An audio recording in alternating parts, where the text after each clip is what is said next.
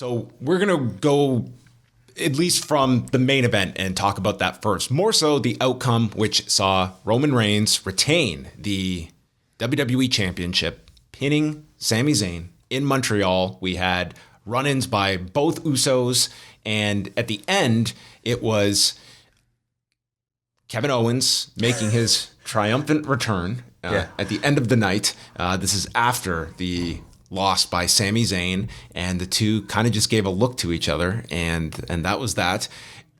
Do you want to describe our setup for the main event? The hesitation from John there was I maybe partially because he forgot what he had just seen.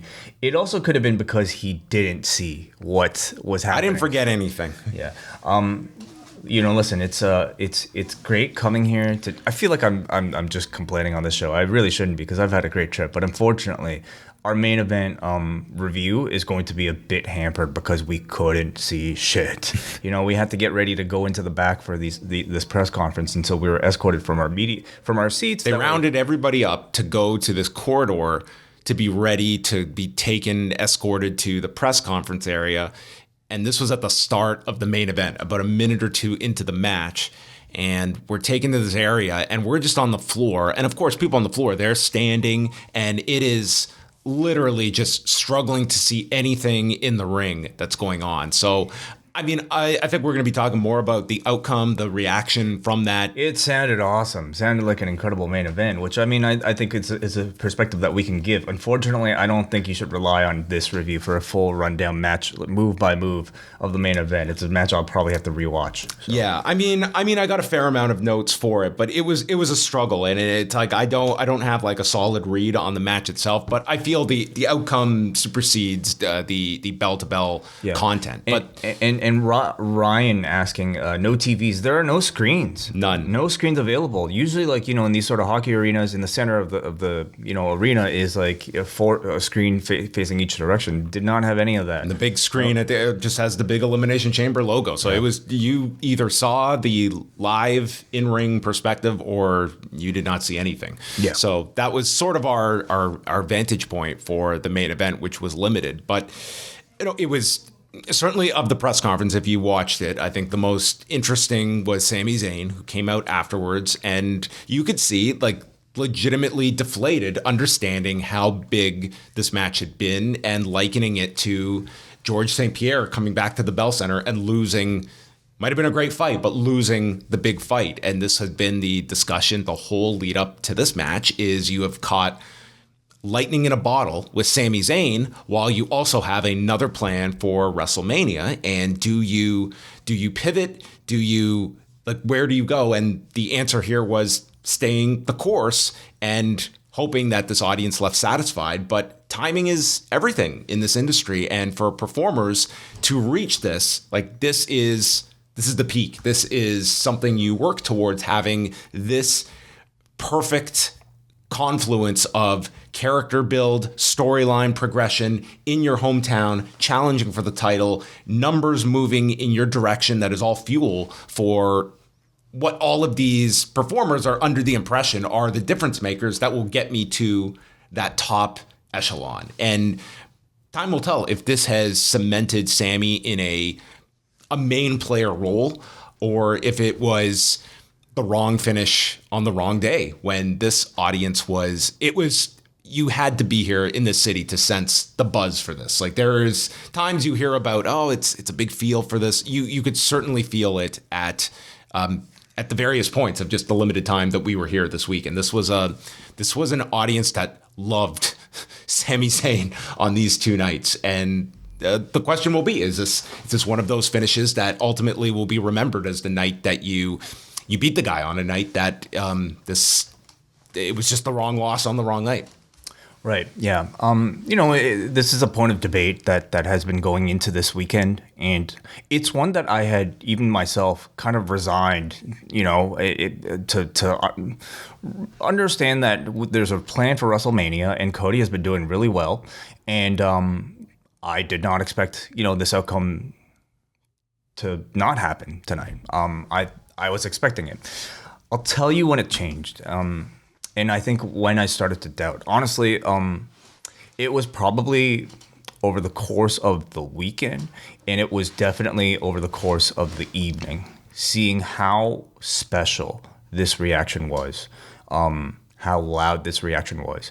And, Cody could do just as well in a WrestleMania, and there are other factors to selecting Cody for that role. But these sort of reactions, I think, are very, very rare, and for some performers, once in a lifetime. And you just wonder, especially at the end, if it was squandered, and you wonder if it could be replicated again. And I don't know, and it would be a real shame because, going into tonight, I didn't think Sami would win, but I had wondered if they would have been able to create a finish that would have felt triumphant, even if technically he does not win the belt and it does not affect the main event of WrestleMania with Cody and Reigns. And from what I was able to peek to see of the finish, and from what I could see of the reaction in the arena, I would say I don't think they achieved that. I think you left a lot of audiences disappointed. And I just wonder if there was another way. Maybe there wasn't another way. Maybe this was the best that they could have done. But, they certainly weren't going to pull the trigger of him actually winning the championship. I never imagined that would be the outcome. Certainly, the audience bit big on all the key near falls. It was like this was a crowd they were ready to explode if he won. I would say the ending, in my mind, was if you pull off the Kevin Owens involvement properly, it's a gigantic pop at the end of the night, and it maybe does not replace a title win, but is enough of a high for this audience to leave on. I think maybe they achieved some of that, but again, from where we were situated, to me, it just felt like whether it was, I was in my mind, the idea was it's this huge return for Kevin Owens, place explodes, and then the final moment is the two of them just staring at one another, and then you get the big hug and the place goes nuts. And we didn't get that, and it felt as though it's cool Kevin is here, we know they're going in a direction, but it felt as though it was, as Sami Zayn outlined it felt like the crowd left sad. Mm-hmm. Yeah. Not mad, sad, and sometimes that's maybe a worse emotion to have. Not that this kills the city. I think that they have learned that, man, Montreal is a major market for them. Mm-hmm. But I'm hoping it's eye-opening that they realize that two of the key reasons that this market is so hot were in that ring to end the show for them. Sure, certainly, yeah. Yeah, I mean, listen, like these guys are talented enough that I think they could build up to another moment like tonight. But, even that's a big if. You had so many like perfect things colliding at the same time. The fact that this storyline is peaking at this point, and the fact that this happened to be in Montreal on a night on an event date that had followed a big drought for Montreal after the pandemic. Will they be able to capture the potential of this moment again? And did they squander it? You wonder if this was not in the lead up to WrestleMania. I don't know if this was in October, I think you make that decision pretty clearly. I feel like, what would you think? Let's just throw that hypothetical out. If we had reached this climax, if the show was in Montreal, let's say in September of last year, do they make the title change? I mean, it's tough to go back because at that point the program has not heated up to. So let's say if the program was this hot.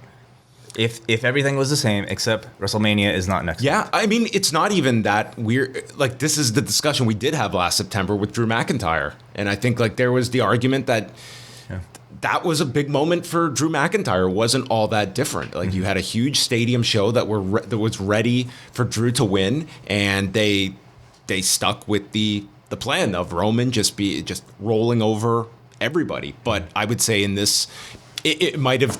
I would have argued that if this were in September and this is in Montreal, you pull the trigger on this with Zayn. And Roman to me he's had the dominant run. To me, another month of this title reign does not make it bigger. It's already a huge thing. And Roman could have, what I was saying about Drew last summer was Drew could win this and hold it until the Rumble. Right. And then Roman wins it back and you go into Mania. And that gives something really big for Drew. He's the one that ends the long run of Roman Reigns. And he gets the big moment. He gets a semi-run with the title. And if you're fixated on Roman going into Mania, he can get the title back. And I would have said the same for Sami Zayn. So, and I am sure that, this, I'm sure was a really intriguing week for Sami Zayn, and weighing all of this and how many of those, key decision makers in the company their eyes were opened. If you go back to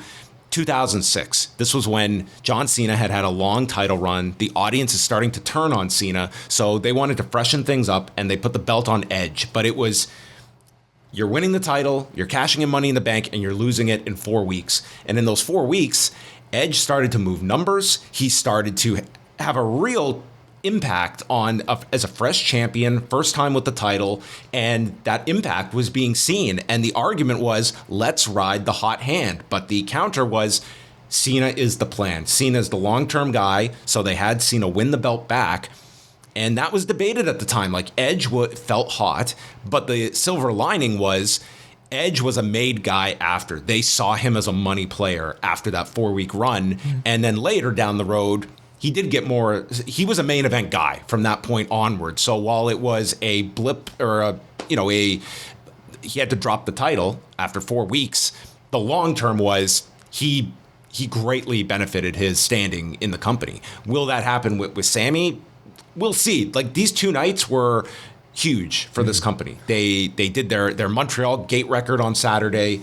This was an enormously successful event for the company, and this is not one of those just the WWE brand sold this show. It was like you had the magic of a hometown babyface star in the city where I would argue it's one of the most effective hometown babyface regions in North America, in Montreal, that has such a history of getting behind its own, and in this case it was their own, going for the championship. And look at what the end result was. Yeah. I mean, did he do enough already? I think send that message to the people in charge. I think the circumstances of this particular event being on this date made it probably a lot more difficult for them to even give him that. But 25 years from now, it's not going to be, do you remember where you were the night that Sami Zayn went for the title at Elimination Chamber? Yeah, the night he lost. Mm-hmm. Like, I don't think it's not going to be that memorable all-time Montreal wrestling memory. Because the babyface came up short. Yeah, and maybe 20 years we'll look back and it was like, what a missed opportunity. Or it would be like the Edge comparison, where unfortunate they didn't go with it at that point. They had the Cody direction, but ultimately Sami was he was a money player after that point. We'll see. Mm-hmm. We'll see what they do. Yeah, we'll see what the follow-up This is not Vince. It's Paul Levesque, and it's a very different mindset towards Sami Zayn and how valued he is, and that's obvious. This is not happening a year ago. Yeah, so, I mean, it's looking like Kevin Owens and Sami Zayn versus the Usos is my guess. I would say we have, the key Mania matches seem pretty much set up now, with maybe, a few questions here and there. But I would say out of tonight's show, pretty much the key players are accounted for. So Roman is out first, just with Paul Heyman, and they are just milking this, and then finally Sami's music hits and he comes out to a thunderous response from this crowd, and it's a sustained one. They have this crowd in the palm of their hand from the jump. I would almost say I wondered if they had waited too long before they hit the music for this one, because they had Roman Reigns come out, and then Levesque pretty much said as much in the press conference. You could tell he's the one probably delaying it before. You could say the second the audience was starting to subside, boom, they hit the music. You could audibly hear the second this audience was just ready to dip, boom, they hit the music. And and understanding what they had, that final segment of SmackDown on Friday, I think that certainly gave you a sense of things. Sami had a lot he wanted to get out in that, but it was also kind of going out there with the understanding, let this crowd ride, and they can control the segment for you, and you just react. Yeah, they recognized tonight was a very special night, and that this crowd was, as Levesque had said, a character unto itself. I mean, the character of the show. So there are a lot of moments left for the crowd to speak. So the match began, and I did not think we'd get a Fujita Go Shiozaki tribute off the beginning. It was like 4 minutes or something before they locked up. So they just, the crowd was into it. Dude, this crowd, they cheered a headlock when Zayn applied it. I mean, they were into everything here. Tope Con Hero early on by Zayn, and then a sunset bomb is hit by Zayn, leading to the first of many big near falls for him.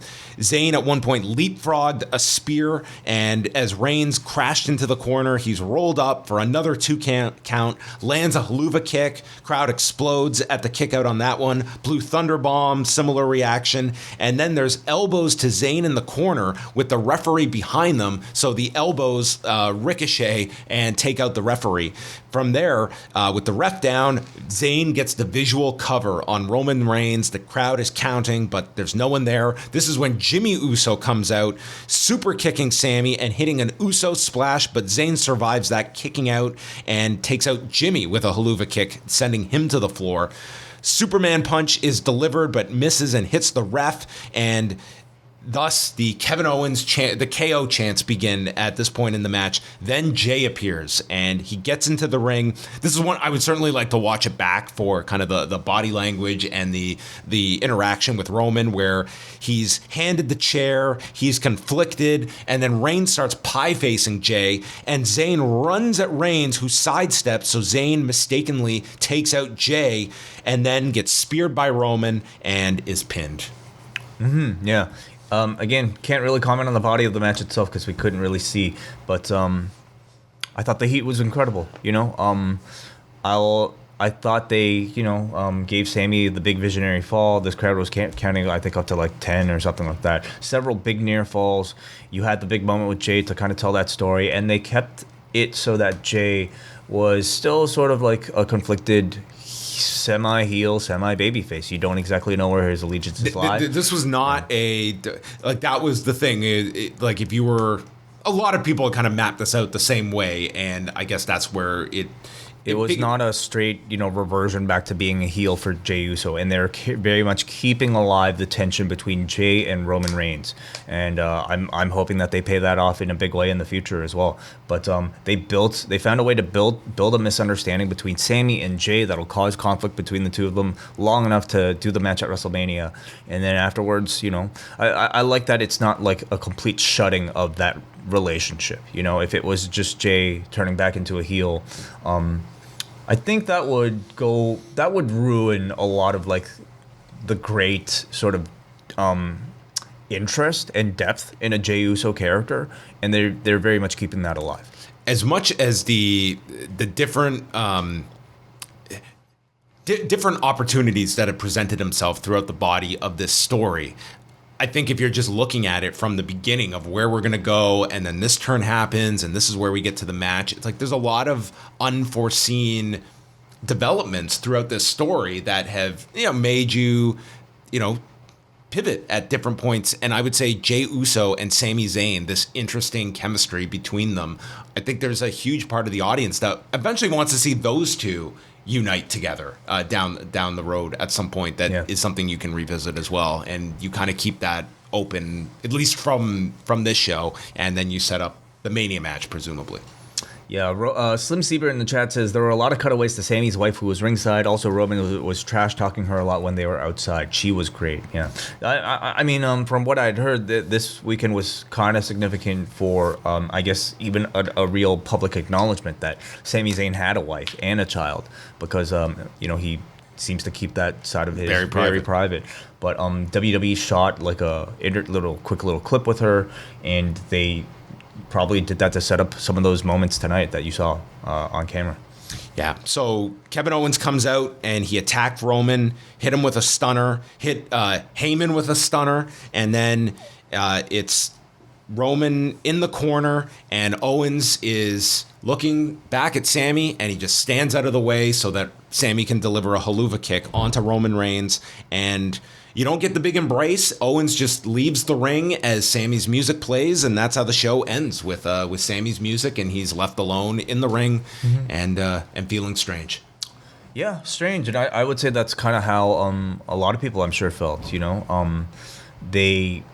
leading up to the match, I thought everything was so perfect. Everything was so special. It felt exactly like a GSP Montreal match. To me, it felt like a Conor McGregor match with all the Irish in town. That's kind of like the similar vibe that I had.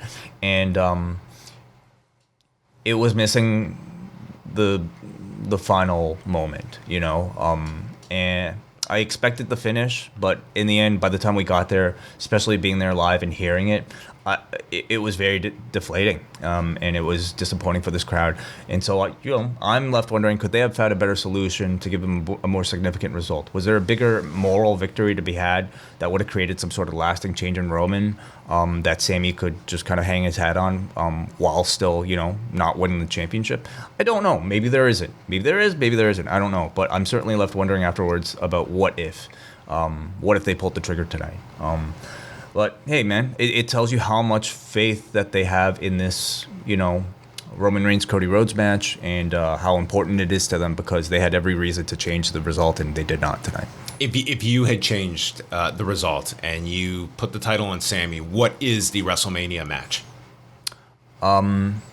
Is it Sami Cody? Do you involve Roman and make it the three-way? Like, what would be the new direction? I think there would be a great opportunity to have a 2-night thing. Maybe you do a Roman Sami rematch, first night, Cody second night. There's so many ways that they could have played with it. Mm-hmm. And ultimately what I was looking for was a solution that would have retained and kind of took advantage of all the incredible goodwill that you built tonight. And I wonder if they did, To me, there was a middle ground between the argument of, you don't book for the night, you book for the bigger picture. It was like, okay, I don't. But this is part of the big picture. Yeah, that's it. This was not an isolated weekend where Sami is only hot for this weekend and Cody's the bigger star in all the other cities. It's like this is show. We have seen the evidence of this lead up that Sami has been a difference maker on TV. Yeah. That this is something that. This is a happy accident that Montreal's happening in the midst of it that only magnifies what's already working. Mm-hmm. Yeah. I don't know. You think back to they could have had a disputed finish in the way of like a Rob Van Dam, 1 Night Stand 2 finish, where technically it was it was Paul Heyman who made the count. But nonetheless, you're kind of left with. I saw plenty of people predicting the screw job reenactment. I think that would have been the worst finish for this city. Yeah. Again, dramatically, I this is one I have to rewatch on camera to see how it played out, because it's a feud and a story that has played so much through the lens of a camera. I loved being there live, but this is very much like a story, I'm sure, that you have to experience on TV as well. So maybe we'll comment on that on Monday.